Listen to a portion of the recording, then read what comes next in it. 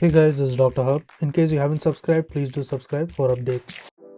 Strabismus and its classification. Strabismus and its classification. So what are the headings here?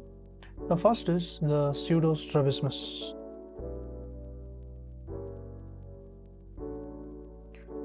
So under the pseudo-strabismus, it is nothing but the apparent squint. It is the apparent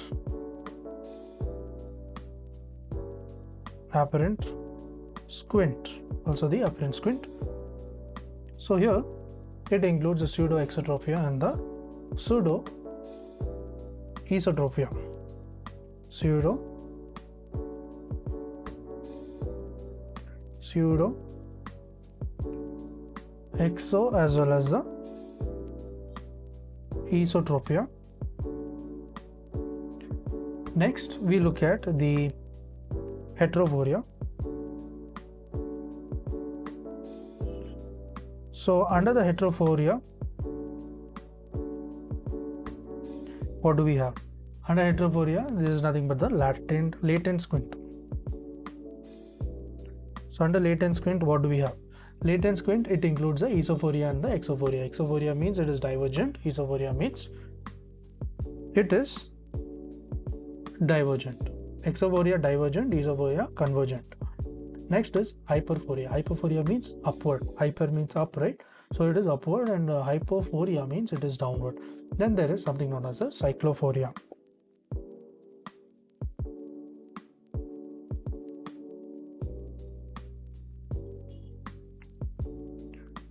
Then there is the next classification will be the heterotropia.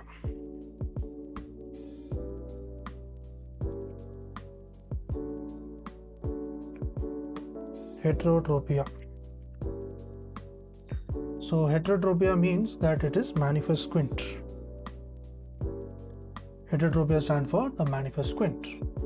Next is the concomitant.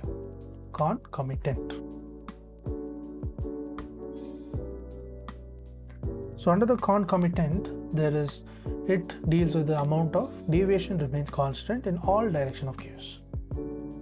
So amount of deviation, it remains constant. It remains constant in all directions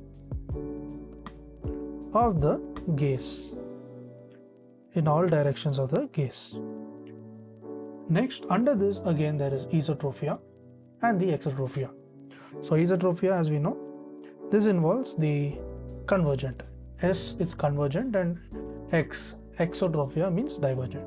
So under exotropia there are again several headings such as the infantile, accommodative, sensory and the consecutive. So esotropia here, it is nothing but the convergent. Next, under the exotropia. Exotropia means it is divergent. So under divergent there is again the congenital, primary, secondary as well as the consecutive. So then other heading under this will be the hypertropia. So hypertropia means that there is a vertical squint. Next we saw the concomitant. Now we are looking at the incomitant. So under the incomitant, it includes the amount of deviation varies in different directions of the gaze. So deviation, it varies in different direction, and this is with respect to that of the gaze. So this includes the paralytic squint, the restrictive squint as well as the AV pattern of the heterotropia. So what does it include? The paralytic squint. Next is the restrictive squint, and then also the A and V pattern heterotropia.